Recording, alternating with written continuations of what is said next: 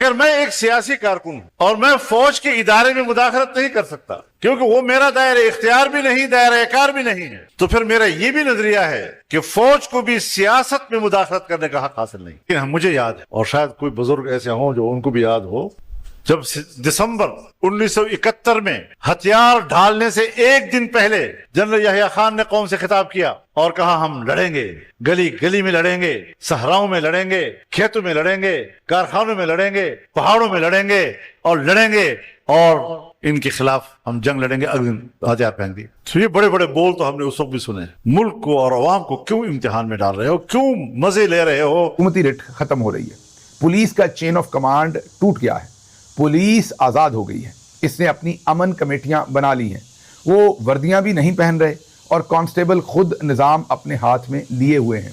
तो तरसों हमारे बन्नू के डीआईजी की सिक्योरिटी एक कांस्टेबल ने क्लोज की है। पिछले दिनों एक बड़ा चीफ एग्जीक्यूटिव आया चाइनीज कंपनी का, वो बात हो रही थी घर में ही मेरे, तो वो इन्वेस्ट कर रहा था उसमें अफगानिस्तान में, हमने कहा माइनिंग पर।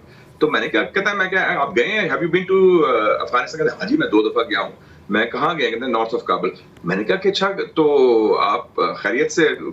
कहना I feel safer in Afghanistan than in Pakistan. मुझे दिल लगता था मैं बिल्कुल मुंह बंद करके भाग जाऊं, बंदा डूब मरे। फौज की तैनाती 6 माह के लिए जो की गई है और उसमें ये कहा गया है कि article 245 constitution of Islamic Republic of Pakistan के तहत ये तलबी की गई है। 5000 ट्रूप्स। कितनी कंपनीज हैं? 3 कंपनीज जी। चलो जितनी भी 3 कंपनीज क्वाइट अ लॉट। और ये इनको पिंडी के अंदर, मगर मोस्ट इम्पॉर्टेंट है आर्टिकल 245 जी, वो होता है कि फौज तलब हो जाती है उसमें। फजलुर रहमान ने कि बलूचिस्तान के अंदर ये फौजी अपने कंटोनमेंट के अंदर चदरें ओढ़ के बैठे रहते हैं, ये बाहर नहीं निकल सकते, चदरें ओढ़ के बैठे। नमस्कार दोस्तों, जय हिंद। बलूचिस्तान के पहाड़ियों से लेकर पीओके के सड़कों तक पाकिस्तान इस वक्त आग की लपटों में घिरा हुआ है और अब ये आग पहुंच चुकी है पाकिस्तानी फौज के सबसे बड़े गढ़ रावलपिंडी और सिंध तक। जनता अब सीधे अपनी फौज के खिलाफ सड़कों पर उतर गई है। जनरल आसिम मुनीर के हाथ से कंट्रोल पूरी तरह फिसल चुका है। पूरे मुल्क पर इनडायरेक्ट मार्शल लॉ थोपने के बाद अब रावलपिंडी में आर्टिकल 245 लागू कर दिया गया है। शहर के कोने कोने में 400 से ज्यादा हथियारबंद जवान तैनात किए गए हैं। पाक आर्मी की हालत इतनी खराब हो गई है कि बलूचिस्तान के जवान फ्रंट पर आने से कतरा रहे हैं। रिपोर्ट के मुताबिक वहां फौज को चादर में मुंह छुपाकर निकलना पड़ रहा है। जनता का गुस्सा, बढ़ती महंगाई और फौजी तानाशाही ने आर्मी का मोरल पूरी तरह तबाह कर दिया है। इसी खौफ के बीच मौलाना फैजुल रहमान ने अपनी फौज को आईना दिखाया है। उन्होंने 1971 के सरेंडर की याद दिलाते हुए साफ कहा है कि 1971 में भी याह्या खान आखिरी दम तक लड़ने की बातें कर रहा था, लेकिन अगले ही दिन 93,000 फौजियों ने हथियार डाल दिया भारत के सामने। तो उन्होंने तमाम इख्तियार जो अर्दली का था या मुल्क के प्राइम मिनिस्टर का होता है या सदर का दस्तखत करने का, वो सब कुछ ले लिया और अब तमाम अफसरान की जो तकर्री, तनज़ली, रिटायरमेंट जो भी करना है वो फील्ड मार्शल ने करना है, वो अब फौज के ऊपर एक बिला शिरकत गैर वो बादशाह बन गए हैं। जो डिसीजन फौज के बारे में करें वो कर सकते हैं। तो उन्होंने कहा कि ये अंदाज़ा लग रहा है कि ये कानून साजी आइन के भी खिलाफ है। हम पाकिस्तान के मजबूत दिफाई कुव्वत के कायल हैं, लेकिन हम सियासत में इनकी मुदाखलत को मुस्तरद करते हैं, ये फजल रहमान साहब कहते हैं। फिर वो कहते हैं कि दिसंबर 1971 में हथियार डालने से एक दिन पहले जनरल याह्या खान ने कौम से खिताब किया और कहा कि हम गली गली, खेतों और पहाड़ों में लड़ेंगे, और अगले दिन हथियार फेंक दिए। ये बड़े बड़े बोल तो उस वक्त भी सुने थे, मुल्क और अवाम को क्यों इम्तहान में डाल रहे हैं, मज़े ले रहे हैं। फजल रहमान कहना ये चाह रहे हैं कि उस वक्त भी जैसे आज फील्ड मार्शल कहते हैं कि 1500 दहशतगर्द बलूचिस्तान के अंदर हमारा कुछ नहीं कर सकते, क्या ये बलूचिस्तान को अलग कर लेंगे? चिड़िया, मतलब मोहसिन नकवी को चिड़िया कह रहे हैं कि वो कह रहे हैं कि एक SHO की मार है। मतलब उनके कहने का कि याह्या खान भी ऐसी ही तगड़ी स्टेटमेंट्स देते थे और बाद में मुल्क टूट गया और याह्या खान ने मुल्क के 2 टुकड़े कर दिए और 90,000 फौजी भी गिरफ्तार करवा दिए इंडिया के हाथों। उनके कहने का मतलब है कि अभी भी आप ऐसे ही तत्ते बयान दे रहे हैं, कहीं नताइज वैसे ही ना आए जैसे पहले आए थे, खुदा न खास्ता। ये फजल रहमान साहब का आज का कहना है। वाज़ेह तौर पर वो ये कह रहे हैं कि आप अपने इदारे के अंदर जो कुछ करें, लेकिन जो इख्तियार पार्लियामेंट का था, वफाकी हुकूमत का था, प्राइम मिनिस्टर का था, वो आप छीन के सारा ले गए हैं, ये हमें कबूल नहीं है। फिर वो कहते हैं कि बदअमनी इस हद तक बढ़ गई कि हुकूमती रिट ख़त्म हो रही है, पुलिस का चेन ऑफ कमांड टूट गया है, पुलिस आज़ाद हो गई है, इसने अपनी अमन कमेटियां बना ली हैं, वो वर्दियां भी नहीं पहन रहे और कांस्टेबल खुद निज़ाम अपने हाथ में लिए हुए हैं। वो कहते हैं कि डीपीओ का ऑर्डर चलता है, ना आईजी का ना डीआईजी का। परसों तरसों हमारे बन्नू के डीआईजी की सिक्योरिटी एक कांस्टेबल ने क्लोज की है। इसने ऑर्डर दिया सब ड्यूटी छोड़कर वापस आ जाओ और सब वापस चले गए। मतलब डीआईजी के साथ जो सिक्योरिटी की ड्यूटी पर लोग थे, वो एक पुलिस कांस्टेबल ने कॉल दे दी कि ये बंद करो इसकी सिक्योरिटी और वापस आ जाओ।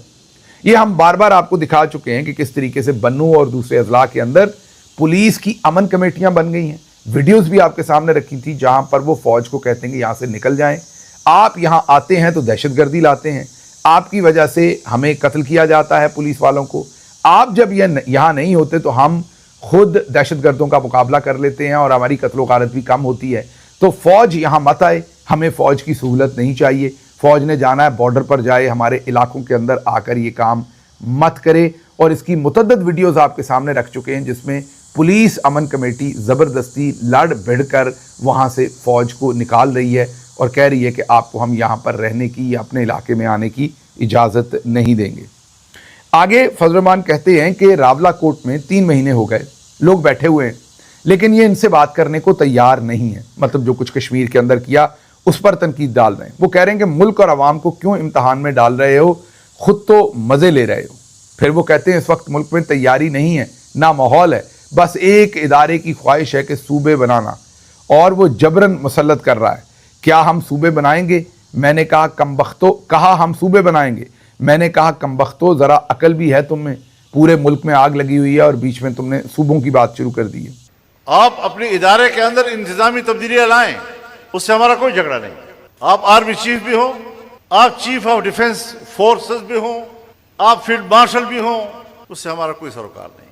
लेकिन वो इख्तियारात जो पार्लियामेंट के होने चाहिए वो मुक्तदरा के अंदर एक फर्द को दे दिए गए। दिसंबर 1971 में जनरल यहया खान ने कौम से खिताब किया और कहा हम लड़ेंगे, गली गली में लड़ेंगे, सहराओं में लड़ेंगे, खेतों में लड़ेंगे और इनके खिलाफ हम जंग लड़ेंगे। हथियार फेंक दिए। इस्लामाबाद यार ये यहाँ पर पूरी तरह से लॉकडाउन करके बैठे हैं, ठीक है। Asim Munir seems to be in a lot of panic, ठीक है। ये तो बैटल सिनेरियो आप बता रहे हो, but Islamabad seems to be in a huge amount of panic यार। आई मीन इनकी फटी पड़ी है सालों की। They are crying literally right now. I mean अगर शेयर फैक्ट की तुम चाइना और टर्की से तुम मंगा रहे हो चीजें, मतलब you are not battle ready. तुम्हारे पास बैटल रेडी होने की, तुम इमरजेंसी सप्लाईज मंगा रहे हो इस टाइम पे, ठीक है। आदि this is a diversionary tactic. ये लड़ाई क्यों करेंगे? ये लड़ाई तब करेंगे जब आसिम मुनीर के खिलाफ प्रोटेस्ट बढ़ने वाले हैं। इस्लामाबाद लॉकडाउन यार is something which is very big यार। अभी जो भी कह लो, इस्लामाबाद रावलपिंडी आप लॉकडाउन कर रहे हो, आपका मेन कैपिटल एरिया है यार। So they are cooking something like a false flag operation. ये खुद पे ही कुछ करवाएंगे और बोलेंगे कि भाई देखो Asim Munir has got all the powers and because India has a issue with it, तो उन्होंने हमला कर दिया, तो now we are going to attack India. Basically डीजल ने क्या बोला है? डीजल ने बोला है, मौलाना फजलुर रहमान ने, कि बलूचिस्तान के अंदर ये फौजी अपने कंटोनमेंट के अंदर चदरें ओढ़ के बैठे रहते हैं, ये बाहर नहीं निकल सकते। कहता चदरें ओढ़ के बैठे रहते हैं, ये बाहर नहीं निकल सकते, इनकी सड़कें नहीं है, खत्म हो गया बलूचिस्तान, भूल जाओ, अपना मैप चेंज कर लो। फजलुर रहमान वो बंदा है जिसने आसिम मुनीर को बोला था वर्दी उतार और मैदान में उतर। उसने वर्दी तो क्या ही उतारनी थी, उसने रूल बुक ही चेंज कर दी। बोल दो लो, रूल बुक ही चेंज हो गई, कर लो जो करना है। Coming online, by the way, there's breaking news. There are protests in Sindh. हाँ, तो सिंधु देश आर्मी के बारे में कोई बात ही नहीं करता है। सिंधु देश army is a armed group which is also joined hands with one of the Baluchistan groups.